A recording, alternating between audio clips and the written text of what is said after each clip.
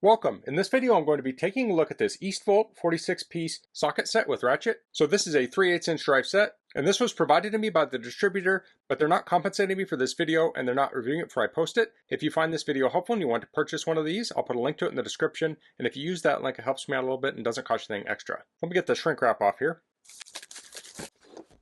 So if we look on the back here, it tells the contents. We have the storage case. We have 11 deep metric sockets. So that's 8, 9, 10, 11, 12, 13, 14, 15, 17, 19, 22. Those are 6-point sockets. Then we have 14 shallow metric sockets, and that's 6, 8, 10, 11, 12, 13, 14, 15, 16, 17, 18, 19, 21, and 22.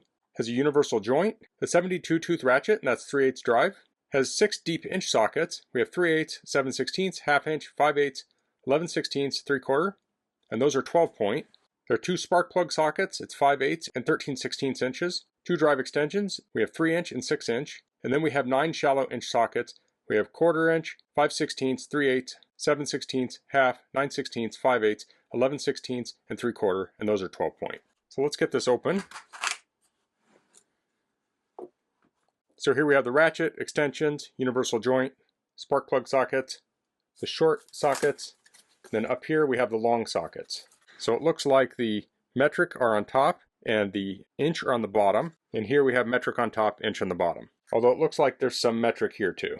Let's see if that's, okay. So there's some metric here. These are the inch, and these are metric, and these are the inch. Now there is some oil on this from shipping. I have a little paper towel here. That's to keep it from corroding. So it has this black finish on it. So it has kind of a non-slippery feel to it. The ratchet, it has a lever to change direction, smooth, and then we have a button here to release the ball bearing. So let me get something on here. Let's just throw this extension on. I'll hold that up to my microphone so you can hear the ratcheting. So that's 72 tooth. So it's a fine tooth ratchet. Now there are more fine tooth ratchets, but there are also coarser ratchets in this. Let's look at some sockets here. Let's look at the 22mm. There it is. Here's the large one. They're nice and sturdy feeling. Here we have that universal joint. So if you have a nut or bolt in a tricky area, this will give you a little bit of an angle. And we have the spark plug socket. Looks like everything held in the case pretty good with this foam. So I'd keep this foam around because these are loose in here. They don't clip in. The ratchet and the extensions do, but the sockets just sit in here. I guess let's take a closer look at the writing on it. So it says Eastvolt is painted on there, and then the writing is pressed into the socket. So it says chrome vanadium, and then it says 11/16. Now I'm sure people have different opinions on how sockets are labeled. Sometimes they're laser etched, sometimes they're just painted on there. This is a traditional way to do it, and it is a very good way because this is not going to wear off easily. Now if you want high vis, you could maybe smear some paint in that or something and brighten it up, but I tend to not have a big problem. Usually when I'm working on a project, I'll grab 2 or 3 sockets that I need. It's not like I have them all sitting on my bench at the same time. So let's get a quick measure of this ratchet. It's about maybe 7 7/8 inches, and this is a hair over 5/8 inch. If you pressed on this, it'd make it a little bit smaller, but that would be the clearance you would have.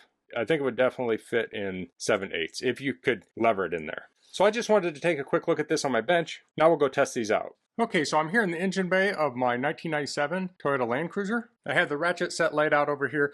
Now this may not be the best idea. I'm just doing it for a demonstration. You wouldn't want this to fall over and have the sockets go everywhere in the engine. But this opens up nicely, and you could even put this inside of a tool chest. So I'll grab some tools here. I'll get the ratchet. I'll get the long extension. And I'll get the 12mm socket. So I have those together. This is switched for reverse. Here we have a 12mm bolt. With this extension, I can get the ratchet up high so I don't have to lean over as far. And now I can loosen it up.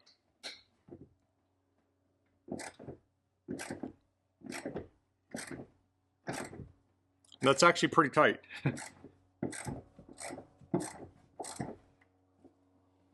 Without the extension, I'd have the ratchet all the way down here, and that would be kind of an awkward angle for me.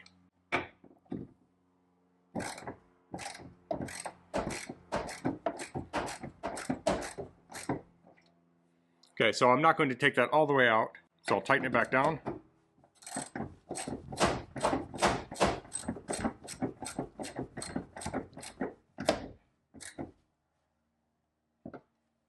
Over here we have something smaller. So for this clamp we have a 10mm. So I'll take the 10mm short, put it on the extension and the ratchet, and I can loosen that up. I'm having some clearance issues here. I could do this. It does have a short swing. Alternatively, I can put the universal joint on, like so. And then I can loosen this at an easier angle.